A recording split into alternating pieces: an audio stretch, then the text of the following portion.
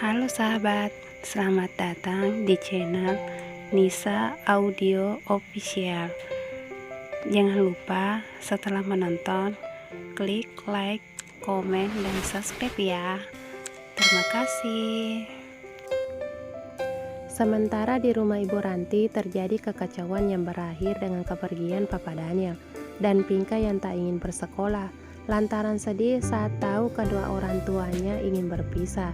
Sedangkan Repan dengan hati hancur dan kacau melajukan mobilnya ke rumah Daniel. Entah kenapa Repan merasa ada kebohongan dan dia ingin mencari kebenarannya. Itu kenapa akhirnya Repan melajukan kendaraannya ke rumah Daniel. Kakak yang selama ini dianggapnya hanya saudara tiri, ternyata adalah saudara kandung satu ayah. Ya, meski berbeda ibu dengan satu ayah, mereka berstatus saudara kandung. Apa aku bisa menghadapi Nisa seperti biasa? Di saat aku tahu jika ayah dan ibuku adalah penyebab kematian ayah Nisa, meskipun mereka mengatakan bahwa semua adalah kecelakaan, tapi tetap saja semua itu adalah hal yang salah. Apalagi mereka tak mempertanggungjawabkan perbuatannya, ucap Repan lirih menahan kesedihannya. Sesampainya di rumah Daniel, Repan tidak langsung turun. Repan menarik dan menghembuskan napasnya pelan, berusaha menenangkan diri agar bisa menghadapi Nisa dengan normal. Repan pun turun dengan perlahan, mulai melangkahkan kakinya ke arah pintu rumah Daniel. Saat mengetuk pintu, ternyata Nisa yang membukakan pintu.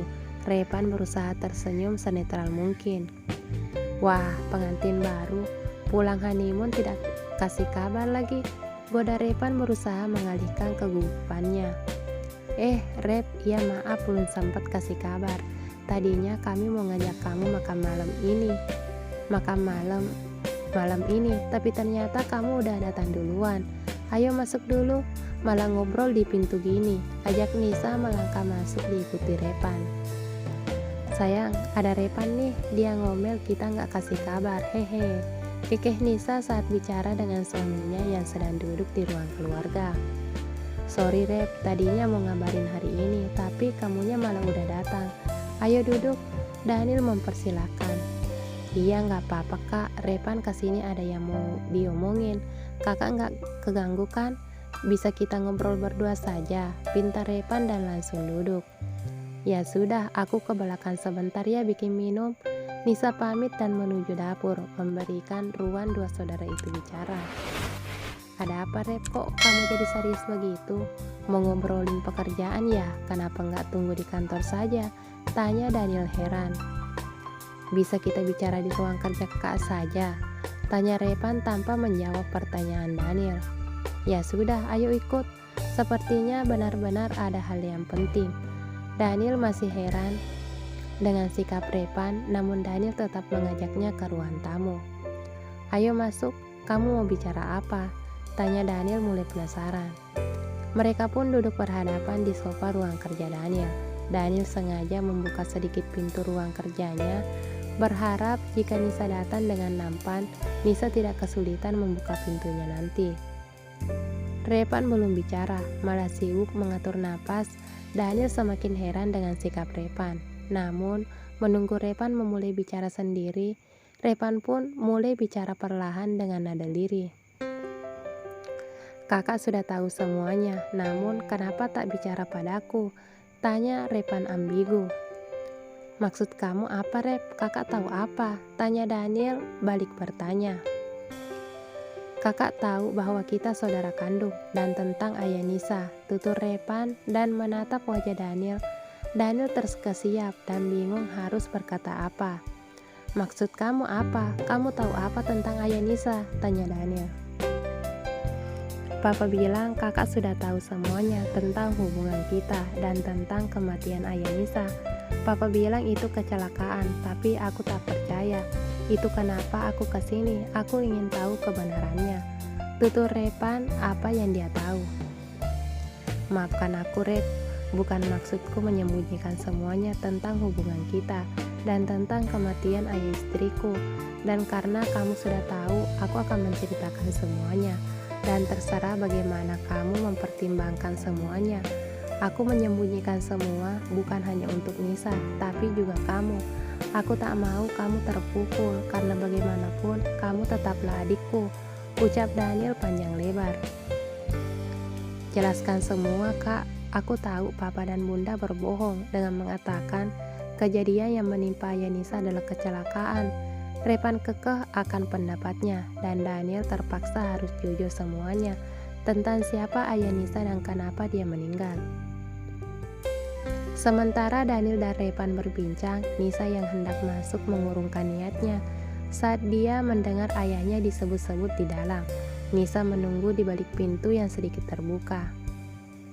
Baiklah, kakak akan cerita.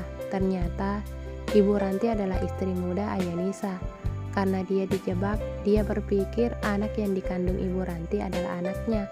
Karena itu yang Ibu Ranti katakan, karena Papa dan Ibu Ranti menjebak ayah Nisa. Dia membuat ayah Nisa tidak sadar, dan Ibu Ranti pura-pura hamil anaknya.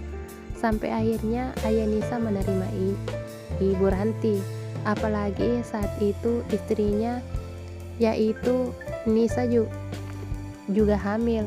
Itu kenapa dia tak tega untuk mengakuimu. Daniel menjelaskan dan diam sejenak. Dan akhirnya ayah Nisa tahu jika kamu bukanlah anaknya, karena tahu Ibu Ranti dan Papa berselingkuh, dan dia pun menceraikan Ibu Ranti. Ibu Ranti yang tidak terima ingin balas dendam, sedangkan Papa yang ingin membungkam perselingkuhannya.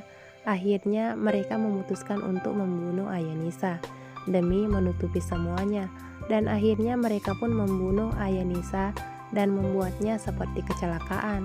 Sambung Daniel melanjutkan cerita, namun dari luar terdengar suara gelas jatuh.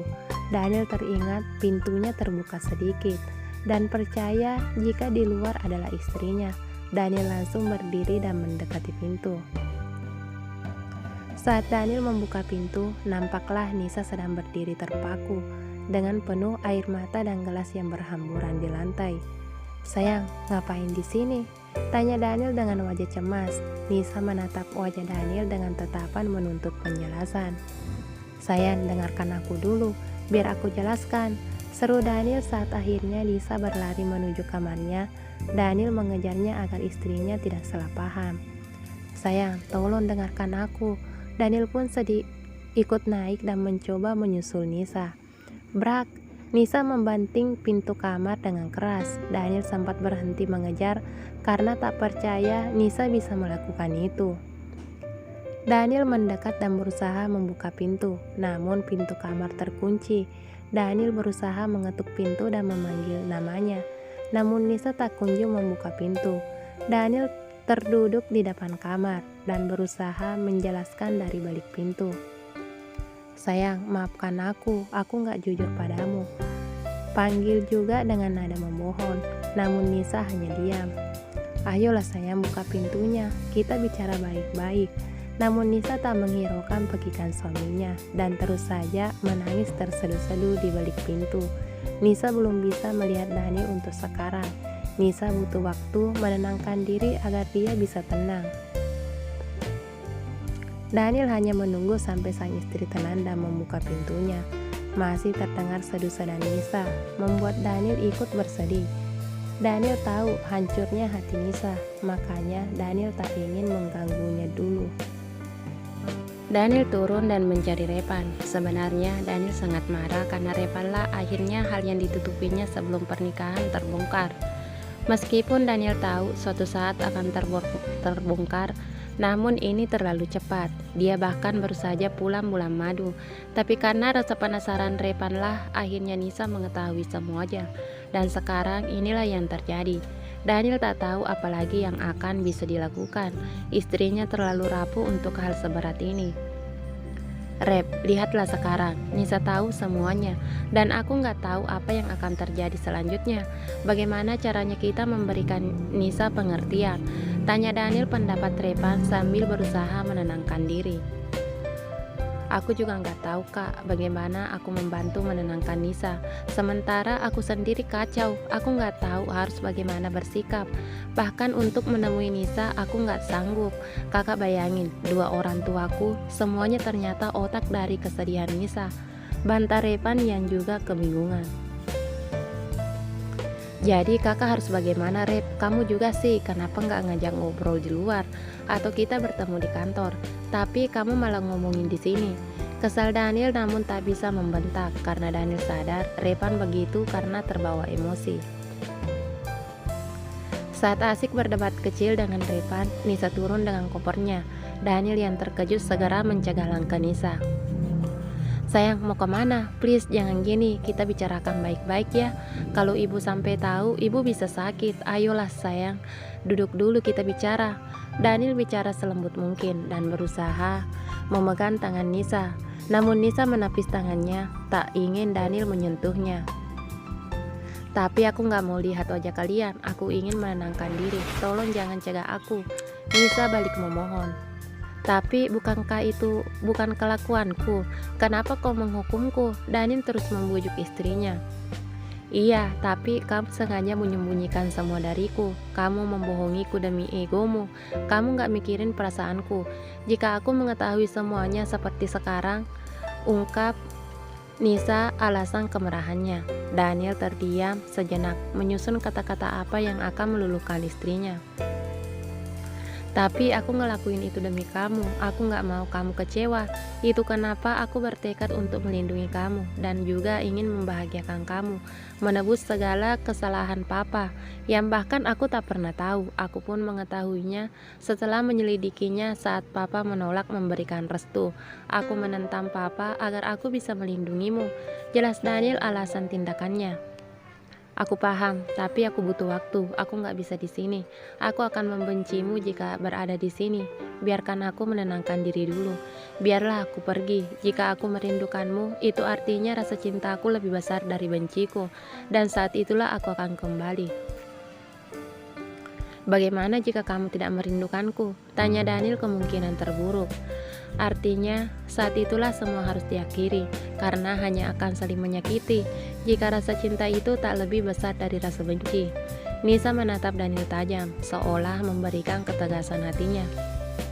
Baiklah, jika itu keinginanmu, aku antar ya. Kamu mau kemana? Tanya Daniel tujuan istrinya. Ke rumah ibu, tapi aku sendiri saja, saut Nisa dan hendak melangkah pergi. Nisa, maafin aku, maafin kesalahan orang tuaku.